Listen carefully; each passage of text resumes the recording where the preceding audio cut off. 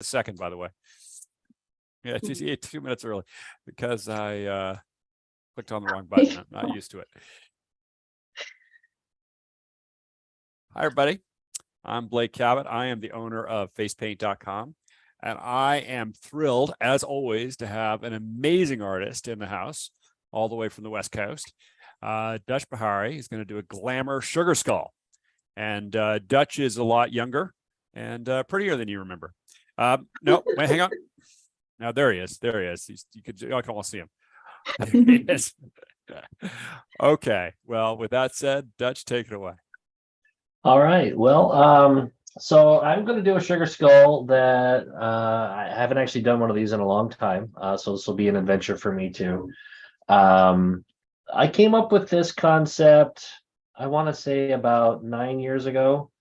And it's been utilized very well in the industry ever since. The idea occurred to me when I saw an accident occur on a body paint.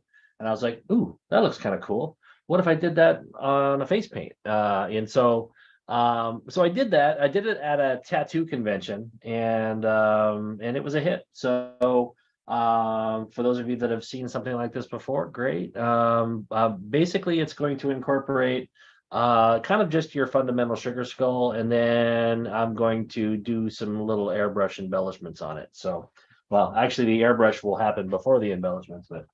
So the way that I start with this is I'm going to base her in some metallic white.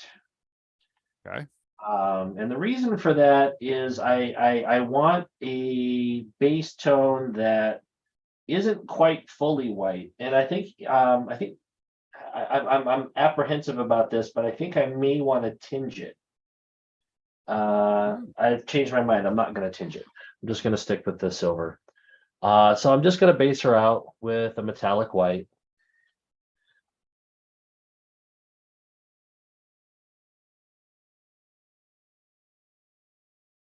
And I'm going to kind of try to stay away from her eye orbits because I'm going to be applying another color there. Mm-hmm. There's been so many derivations on sugar skulls that have been, created in the past decade. I kind of liked the Alex Box sugar skulls that she did a while back for, what was it, Bacardi? Or no, maybe it was Jose Cuervo. I don't know, Okay. some alcohol line. My good buddy Mark Reed contacted me because he was doing a little tour for that product rollout, and wound up doing. Is matte okay if we don't have metallic? Yeah, no, you can use any color really. It just can't be pure white, otherwise the sort of special effect that I'm going to show here in a moment doesn't really work. Right. Okay.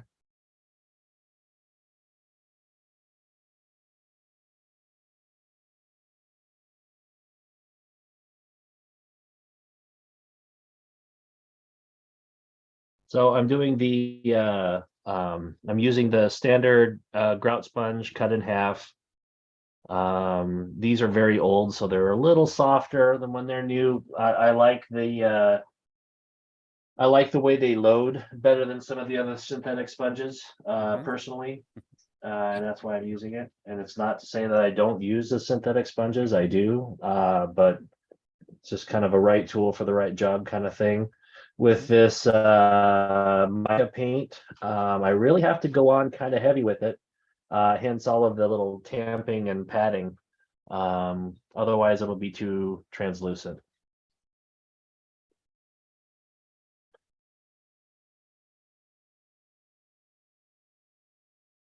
So I don't often use metallics in most of my paints because usually when I'm painting, I'm trying to create a 3D effect. That's kind of my jam. And I find that the metallic paints, if you're trying to make a cyborg or a robot or something that otherwise would be metallic, they're sort of the last thing I would choose in my kit for that. And so, it was kind of nice to find a design that where I could actually use some of these colors because they are very pretty. And they do have use, but just not for sort of the obvious stuff. If I'm going to go for a metallic chrome effect, I'm going to do an illustrative approach to selling that concept as opposed to trying to let the paint do the work. Because when you do that, it never quite looks right. It never quite looks like a robot.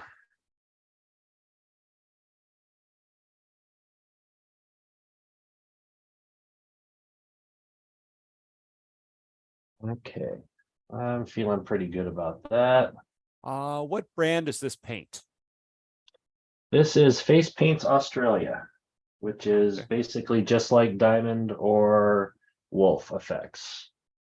Or Craze or Tag or a few others.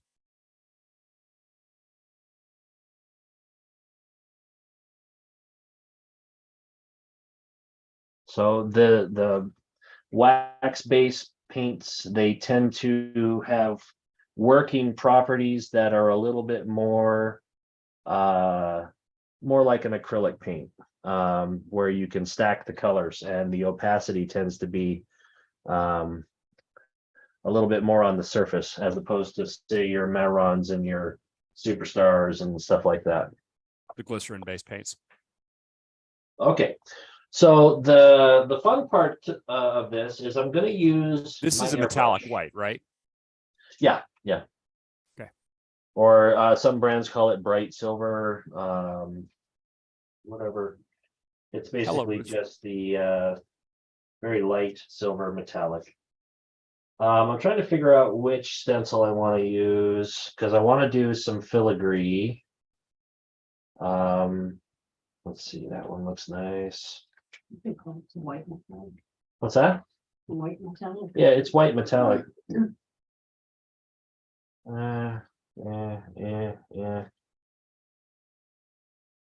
You know how you look through 100 stencils and you just don't like any of them. Like the old Bruce I Springsteen guess song. I'll just use my first choice. It's the 100 closest. channels on and all. None of them will. So I'm going to use this one, and these are Andrea's badass stencils. Mm-hmm. So I'll have to plug the people that help me out. And I'm just gonna because I'm going to be doing some art in the middle of the forehead and on the chin and so forth. I'm not going to do a ton of this, but it just breaks up the silver. It's kind of a nice little effect. Let me see if I can find a better angle. There we go. There's a good section. Mm-hmm.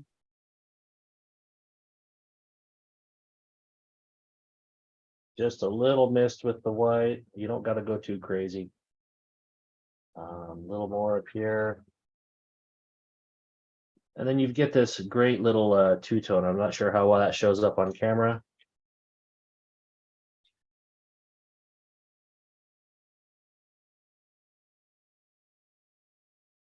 You had this one. Yeah, no, it shows up. Okay. Yeah, I can see it. Turn this way. We'll do the same on the other side real quick.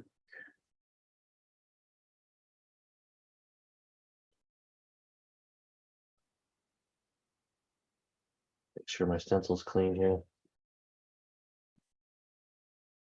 So the airbrush paint that I'm using is the Pro Air white.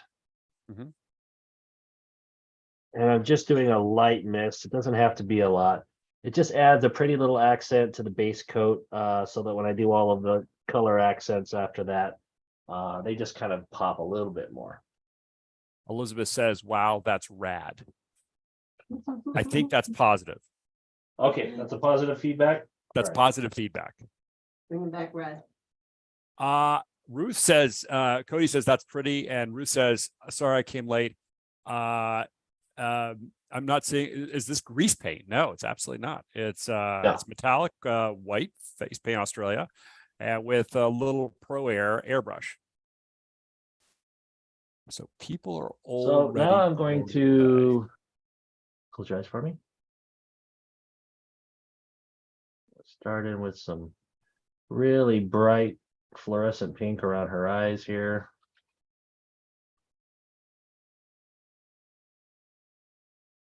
Try to keep my head out of the way here as much as I can. Mhm.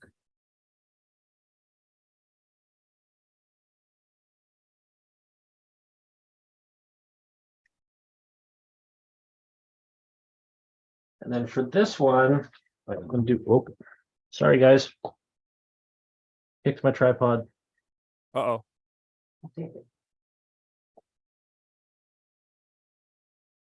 Yes. It's not a glycerin-based silvery white paint. It's actually a wax-based silvery white paint, Cody. Face Well, paint there Australia. is glycerin in it, but it's Okay. just not a cream. It's not a cream paint. You know, it's not like a Maron. Right. Our Superstar is more or less the same kind of formulation, isn't it? Yeah, Superstar and Maron are very close. Superstars it can be a little bit more creamy sometimes. Okay. I don't know. It's hard to keep them all straight in my head. I do have one Superstar color in my kit, and whenever I do a convention overseas, I pick up another one. It's the berry wine.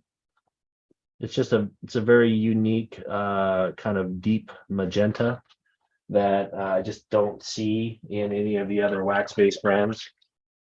It works really. I do this on my display board when I do paper face. I have a stargazer lily crown concept that I did, and I mean, I swear, once I do one of those things, I'm doing them all day long. Got a They're long very question pretty. from Christina. Uh-huh. Hi, Dutch. It's Chrissy with the red hair from Cali.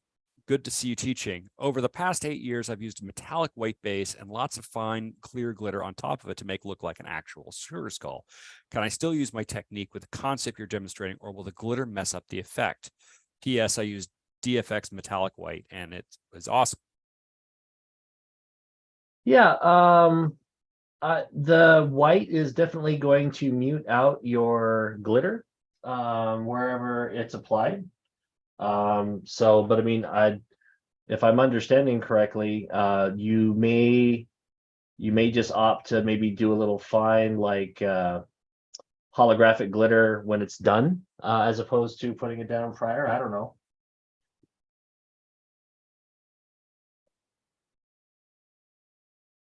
I'm not sure I got the first part of that question. You want to ask that question again so I make sure that I've answered it? Okay, sure.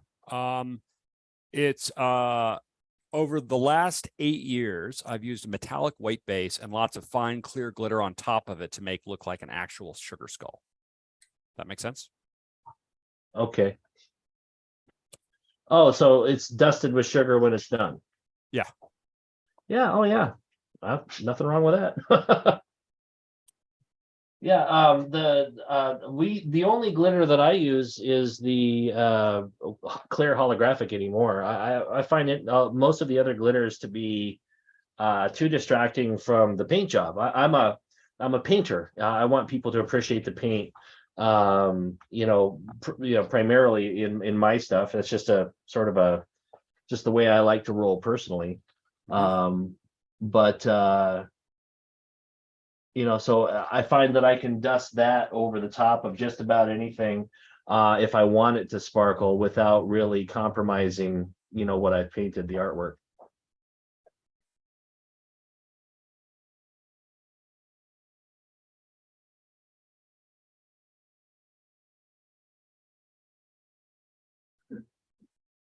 And I think I'm going to use, oh no, yeah, that's going to be too dark. So I think what I'm going to do with this is I'm just going to blend it out, because I like those two colors, but I want them not to be quite so stark. But before I do that, I'm going to pull in some of the colors that I want for the actual skull shape. And I usually just keep it very subtle. Nothing over the top. I'm not trying to create an actual skull. Just sort of the semblance of it. Once again, sort of a la Alex Box. I don't know if you guys are familiar with her art or not. She's a professional makeup artist that, like so many others, kind of discovered face painting, I think, and realized that it was a superior way to produce some of those looks rather than leaning so much on cosmetics alone. There's always been kind of a weird crossover between cosmetics and face paint, I think, and a little push-pull too, I might add. Sort of purists, if you will, that don't respect face paint, don't see it as a legitimate art form. And it's like, oh, really? Okay, well. In the history of art, actually being an illegitimate art form is actually kind of more fun. Right. No, absolutely. I'll go toe to toe with a pro makeup artist any day of the week. As I remember, Impressionists were an illegitimate art form at one point. Did you make the white latex mask behind her? No, that's actually just a B run, sort of a factory defect. I have inroads with some of these places that produce those masks and or appliances, if you will, and they'll send me their scraps sometimes, because a lot of times just because they can't put it in a bag and sell it on a shelf doesn't mean it's useless. And I've been kind of itching for an excuse to use that, and Halloween's coming up, so it's out. There you go. The wife has been sort of remodeling the shop here, trying to get it geared up for more artsy endeavors here in the future. I'm strong. I don't want to go on record as saying this for a fact, but I am strongly considering a change in vocation here soon. Oh, really? I kind of want to go back to gigging again, I think. I had the wow. most fun that I've ever had doing that. I raised 2 kids doing that. And I just liked me better doing that. So Yeah. Wow, you're leaving all the styrofoam behind. Well, it's not styrofoam. yeah, maybe we'll see. I'm always eternally optimistic that things are going to turn around and get better, but the way the compass is pointing right now, it's I don't, like I said, I don't want to say too much, but Your boss is watching this, by the way. I don't think he's watching. But another question is, I'm obsessed with Clear Halo. He's using Face Paint Australia metallic. I'll try it the way you said. Love this. Thank you, says Christina. Is Sandra Ferguson, is that just a wet brush? I presume that the answer is yes. A wet brush? Yeah. You mean for the blend? Yeah, I guess so. Yeah, must have been. Yeah. So when I do that blend, I'll start with just a little bit of the base color on my hand, and then I'll take a little bit of the secondary color, and I will mix them, kind of use my hand as a palette a little bit. It is a diluted version, to be sure. But what I just didn't want is to oversaturate and then lift the color. I want to maintain the opacity, but what I don't want to do is have so much color built up around her eyes and her nose that it's heavy and it cracks and mutes and does all that stuff that we don't want paint to do when we stack it on too thick. And I'm glad you brought that up, because it's something that I often forget to mention, but it is part of my painting mode, if you will. I've discovered over the years that just because you can stack these paints doesn't necessarily mean that you should just continue to add more on top of more on top of more. It kind of ruins it. And then the wearability, the longevity of the paint is diminished as well. So I like to keep just enough paint in play so that, it's pretty and opaque, but not so cakey that it cracks or mutes or changes over time. Sylvie asks, what did you charge for gigs when you first started? Less. Not enough. As the story goes, my very first face paint gig, my wife volunteered me to paint at a pumpkin patch. I had just lost a job. I was the highest paid youngest foreman at a window company, and I had gotten numerous raises because of my work ethic and my willingness to learn. And the company changed locations, And as soon as they did that, they fell on hard times and they had to cut back their workforce substantially. And because I was the highest paid guy there, I was the first one to get the axe. So sometimes it doesn't pay to do good. So I was feeling a certain kind of way about getting let go after doing good work for these guys. And I was kind of grousing and sitting around the house all mopey. And my wife at the time used to run a little magazine, little franchise rag, little advertisement rag that catered to children. So it was called the Kids Directory. They're all over the country. Mhm. And one of the gals that was running an ad in the magazine called us up all frantic one day because her face painter of 10 years had just up and quit and left her high and dry right before opening weekend of Halloween or October at her pumpkin patch. And so she called us hoping that we could refer her to a face painter. And we were like, yeah, sorry, no, yeah, we got a clown, we got a balloon guy, but we don't got any face painters, sorry. And then my wife goes, well, Dutch could do it. And that's how I Dutch got could into do it. anything. Yeah. So Zafar Roken says it looks amazing. I would love to do makeup because I wanted to, but do not have the brushes. Love to paint and draw. Her makeup looks great. Love the clown look. This is interesting. I wouldn't have called it that. that just comes naturally from the model. Yeah. I would suggest buying the paint brushes on facepaint.com. Just saying. Yeah, there you go. Right. No, Have I been not shameless doing a plug. good job of plugging facepaint.com? I don't know. You do. So I'm going to go back in with the silver and I'm going to kind of punch in some of these areas that didn't quite get hit with the sponging, or maybe they're just a little weak. I kind of want full coverage. I don't want to see her skin at any point. Now the chin and the forehead and sometimes the temple region and the jawline is really open to whatever kind of beautiful nothings that you are comfortable doing, whether it's really tight filigree, whether it's one stroke, sort of butterfly wings.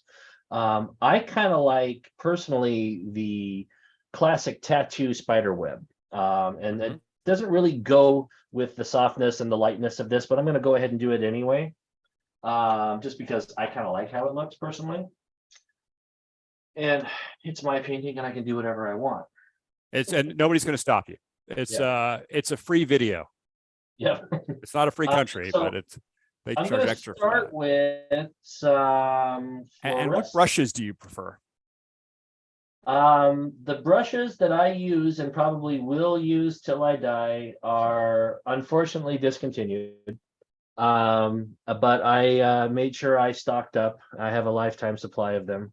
And they are the Lowell Cornell line of. You will be the last one. Yeah.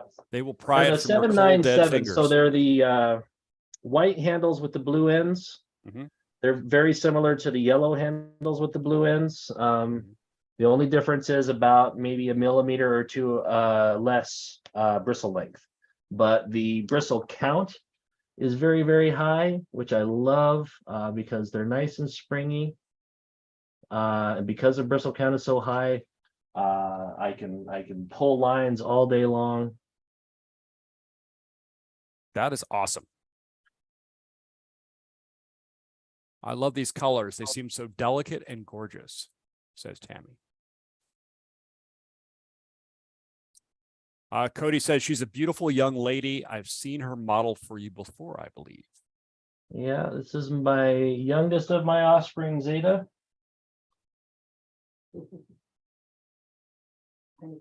She is a tremendous artist in her own right. She's been face painting, doing the pumpkin gigs this year because I'm too busy doing other stuff. I kind of almost wished I was doing the painting though. Oh. I do miss it. I really do. I don't get to do it nearly as much as I used to.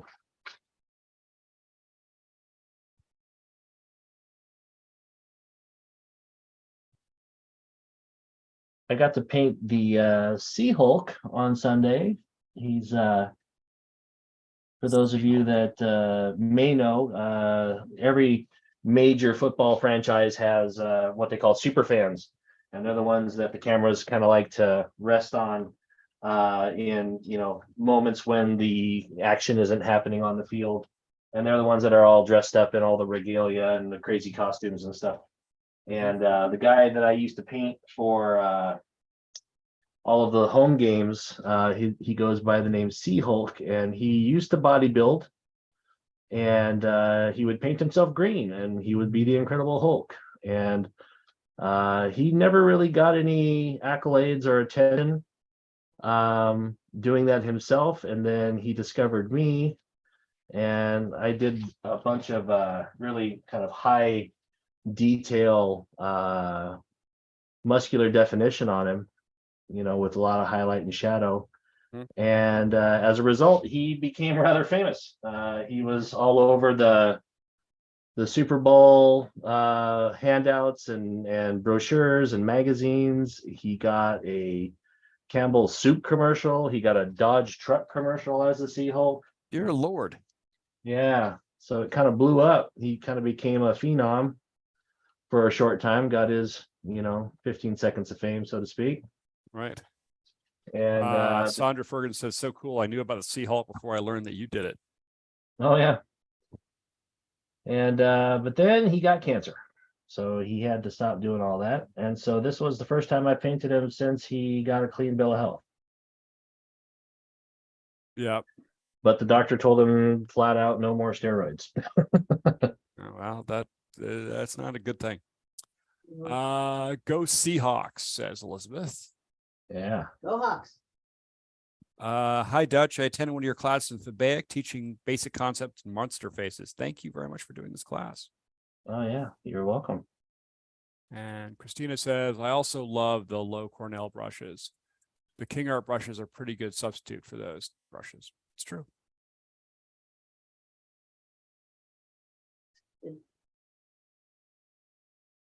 Okay. I'm gonna take a step back and look, see where we're at. Looks like I need some more silver in that other eye. It's a little out of my line of sight. I've got one of those YouTube beauty rings. I gotta kind of try not to knock it. What blue are you using? That's just a fluorescent blue, just a plain fluorescent blue. It doesn't line very well, but when it's on the silver, it's got a little bit more pop to it. So now I'm not a real one-stroke guy. I do know how to one-stroke, and I do implement one-stroke in my paper face, but I'm not going to do one-stroke for this concept because I kind of want a tighter image. And I'm just going to take and make a little bit of a rosebud right smack in the middle here. Huh? A happy rosebud. They're all happy.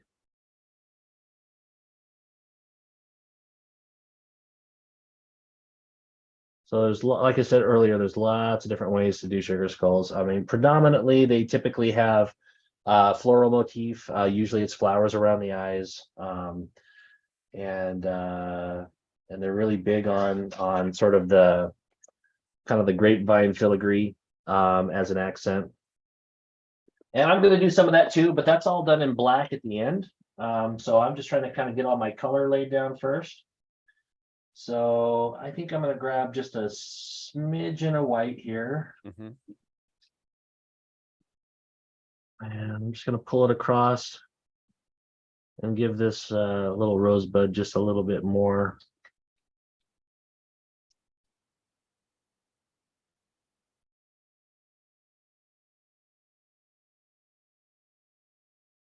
And then maybe just a smidge of red. Maybe not red. How about maybe that berry wine that I was bragging about earlier?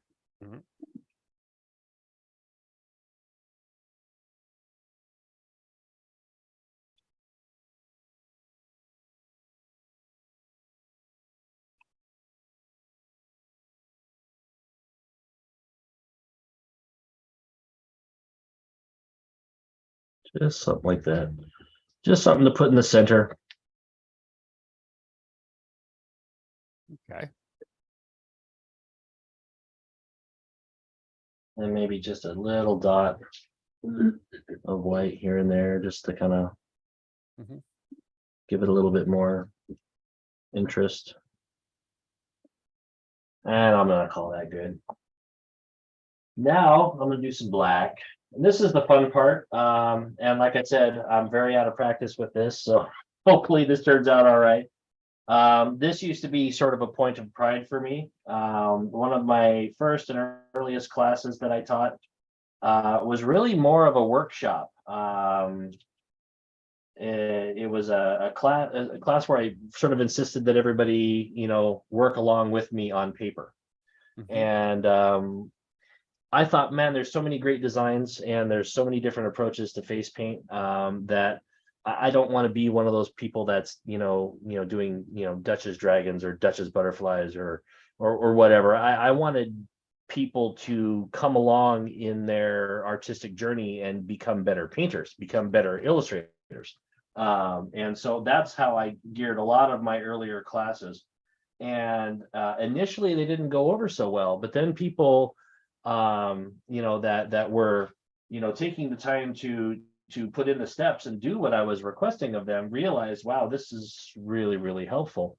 And so one of the classes that I did early on was a class called Black Attack.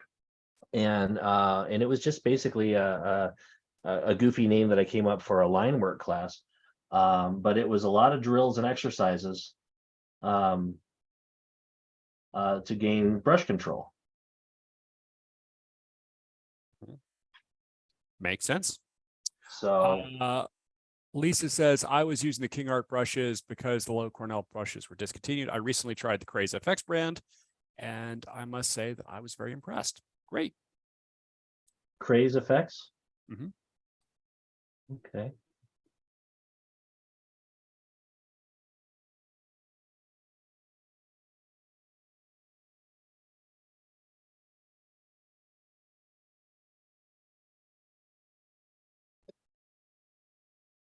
And then we'll try to match that on the other side before I lose my flow.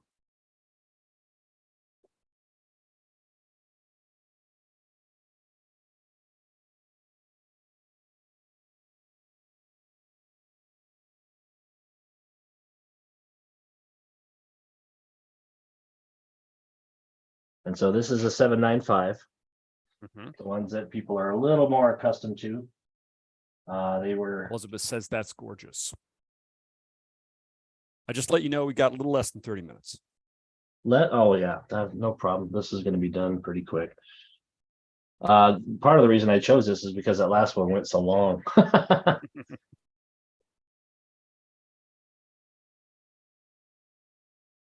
Next And time then- we're doing horses, just to be prepared.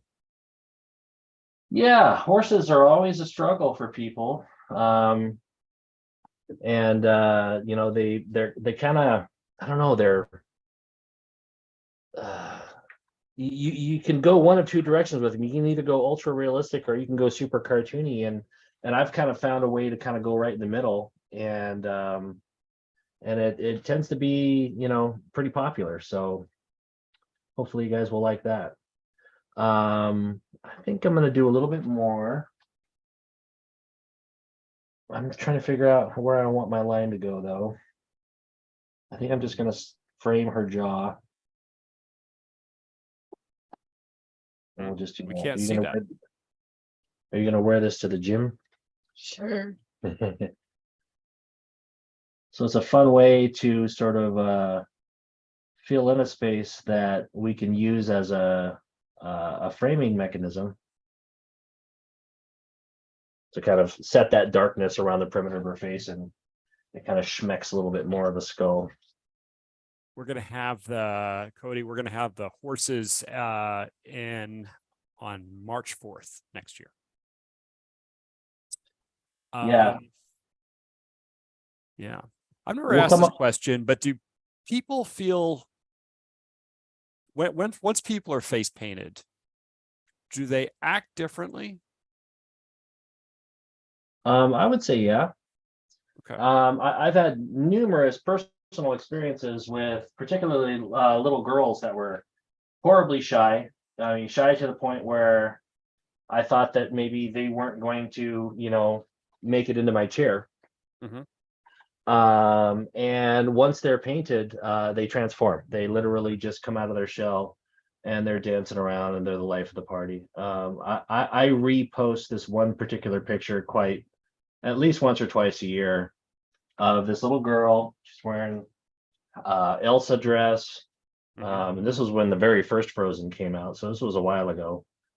And her little jacket was pink, and she had a handful of tulips. We were painting out the tulip fields, Mhm. and I painted her as a predator because that's what her dad wanted. Her dad saw a predator on my display board and thought that that would just be the coolest, funniest thing. And these women would walk by and they would scoff and they would pshaw and make all these little under their breath comments and oh that's terrible, oh it's hideous. What are you doing And to that poor child? she actually seemed to kind of thrive on that, and she was just running around the place and she was so shy before she got in my chair. She was My, adorable. my personal example of that was I had a website at one point called Drag Queen Makeup, and I was doing a lot of videos with professional drag queens. And they would come in and look like the most boring guys on the face of the planet. And they would put on makeup. And there was one that I'll never forget called Ophelia Hot Ass. And it was amazing. It was amazing. The show was on. But I've seen this with clowns too, that clowns where when they put on their makeup, they can be just normal people. And then they put on the makeup and then they're just different people. Oh yeah.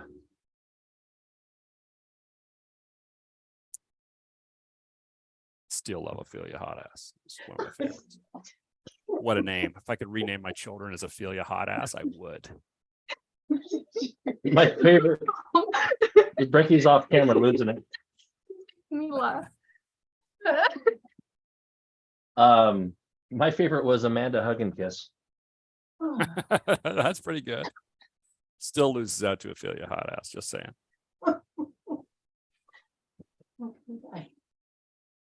That was more fun than a barrel of monkeys going to DragCon. That was a blast.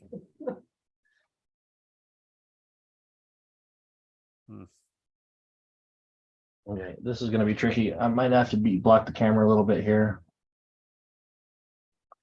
Are you going in with a thinner brush with the black over the blue? I'm kind of sidling right up to the blue as best I can, so those don't completely, blank it out. But it's not a thinner brush; it's the same brush. It's just, I think it's a number one. Okay. But this is hard to do and stay off camera, so I apologize for my head being in the way. I'll just try to knock it out real quick here. Sure. You're doing amazing, by the way, staying out of the camera. That is not an easy angle. I know where the camera is. And you're not a small guy and you have a full head of hair. Yeah. For me, they just see the bald spot. And they'd be going, what the hell? So then for the teeth, usually for these particular sugar skulls or this particular approach to a sugar skull, I just do the painted black line over the lipstick. Because I want to retain that lipstick look, but I don't want to black it out, but I still want that semblance of a skull.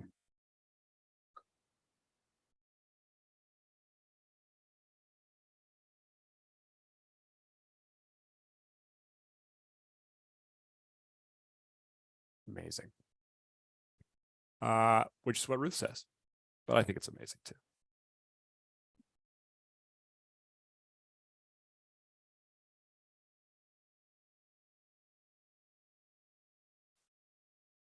And so then the rest of this is usually what I'll do is I'll just fill in filigree on the rest. and I try to get creative with it and kind of get a flow going. It just kind of depends on what strikes my fancy at the time. Oftentimes the contours of the face of the subject that I'm working on will sort of guide where that goes. People have different facial constructs that provide you more space in some areas than others. And then of course angle and stuff like that. I do like to try to give them a little bit of eyeliner. So she's pretty good around her eyes. She wears contacts. So for those of you that weren't at my last class, I did teach a lining tip. But that doesn't really apply to this face paint. So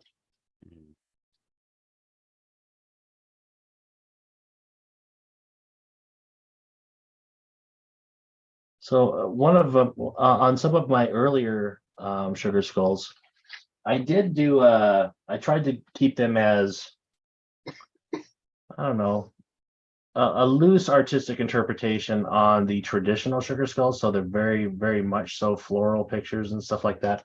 But detailing all of those flower petals around the eyes, it was a lot of attention around the eyes, and a lot of the kids just weren't feeling it. And so I had to come up with something else, and that's kind of where this one was born. It's basically just kind of eyeshadow, and you know, in this case, a little bit of eyeliner, but not too much. And so it worked out better for them. They were a little bit more comfortable and could kind of hang with me a little bit more. Do you ever offer in-person classes to the Seattle area? If so, how do I learn more to connect? Well, you know, I get asked that an awful lot, and the problem is, you know, I've got to work to you know, pay the mortgage and keep these kids fed. It's very difficult to get enough people together in Seattle. Not when I'm traveling. I mean, I could throw out hey, I'm going to be in Texas, and I could get a class full of 20 people. But for some reason in Seattle, it never really works. And a one-on-one class, they're very long. In order for that class to be useful for anyone at all, it'd have to be a pretty long class, and the premium that I would have to charge for that to make it worth my while is, you know, a lot. And so it never really works out. And I haven't tried teaching in Seattle in a while, just because of that. I've always been a little frustrated with getting a class going in the Seattle area. I'm not sure why that is. We used to have a very vibrant face painting community in Seattle, and everyone kind of had everybody's back, and it was good times. And then it kind of all went away. There was a few key players that were sort of responsible for that kind of muddied the waters, so to speak. I won't mention any names. Oh, please. Elizabeth says, well, then she'll go to Spokane. Spokane? Is it Spokane or Spokane? What's that? Spokane? Yeah. Spokane. Spokane. Well, I'll tell you what I tell everybody. Because I mean, I've gotten calls from, you know, Denver and all kinds of other places. And it's like, if somebody wanted to do the legwork, if somebody had a face painting community, sometimes there's clubs and organizations where they do a little bit more of that stuff as a group. They have jam sessions together and so forth. If somebody would, you know, care to do the work to fill some seats, I would be happy to come. And of course, the more that come, then the cheaper the individual per person rate, you know, can be for a class like that. And it's free for the person who does the organization. So There you go. Cody says, Dutch, PM me. I'm an admin for the local page now, and it's getting much warmer here. okay. And Cody says, Sandra and I can get classes full. Well, great. All right, just contact Dutch. I mean, you know, he's your guy. Yeah, I'm not hard to get a hold of. I mean, I haven't been on social media as much, but I still check it. I still look at it. I just don't post very often. And that's primarily because my days are completely saturated with foam work. And recently my boss uh, changed the rules, won't let us post any pictures online anymore. So There you go. I used to really enjoy posting, progress pics on the stuff that I was working on, and they won't let us do that anymore. Otherwise, the Chinese communists will take over. Well, we did a job for a mini golf place, and there was a lot of intellectual property gray area that we were sort of dabbling in. And the owner of all people posted some pictures of some intellectual property, and somebody went on there and says, "Wow, these are fantastic! Wow, this is great work! Wow, wow, wow! Hey, how did you get the intellectual property rights to this?" And then the very hate next when that comment on happens. that thread was, "Yeah, I'm kind of curious myself. I'm actually the CEO of blah blah blah X company who owned the rest of that artwork." And so it kind of put the kibosh on the whole thing and got everybody's sphincters in a pucker. So Yeah, more that'll posts. do it. All right, I really can't think of anything else I can do to this. I mean, there is a whole lot more. I could add dots, I could add sparkles, I could add all kinds of stuff, but that's That's the the design. basic gist of it. Yeah. So I hope you guys all like that. That is awesome. One last question. Mary asks, Sure. do you go quicker if there's a long line? Sure. Yes. Oh, yeah. Yeah. I mean, I don't know how many of these classes that you've seen. When I'm working in, the zone, if you will, in a paper face, where, at a booth where I'm set up, my table setup is different. The positioning, how I have the client sit is very, very different. In fact, I can demonstrate maybe a little bit. Go ahead and slide down. So this is how I would paint them. And she's probably out of camera frame now. No, she's But still the chair that she's sitting on is a very tall director's chair. And it rotates, and I can't really rotate her because she'll hit the camera tripod. But I'll bring them all the way into me. And I work on them like this, and my paints are right here. And yeah, it's just like, it's like this. And then when I need them to turn, it's like this. But in order to paint this on camera so that you can actually see what I'm doing, I have to compromise a lot of that. Go ahead and sit back. right. So yes, Well, it does go much quicker. This isn't this is not one of my faster face paints though. It's a lot of filigree work. You got to take the time to do the little airbrush bits. But I mean, you can, if you break it down, for its parts, it's really not that intricate. And like I said, everyone's got their own take on this type of filigree. This is one type that I like to do. It's not the only type that I like to do. My wife is disenchanted with how I've left her nose. She thinks that the nose should have an outline around it. So I'm gonna go ahead and do that real quick for her. got to keep the marriage alive. Yeah. Ooh, the rain's really coming down now. Just in time for me to walk Yeah, outside. we just started our winter here in the Pacific Northwest, which means pretty much 6 months of rain. Well, Yeah.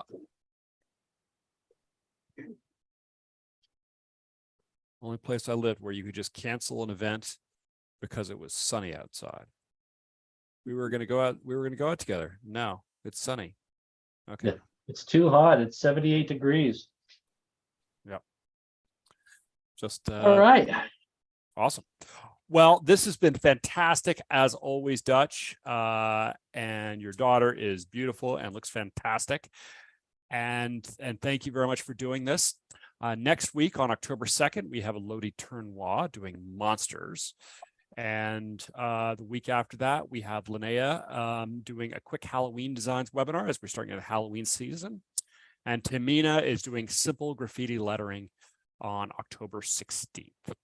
Okay, well, thank you very much, everybody. Have a good evening and have fun up there. Bye-bye.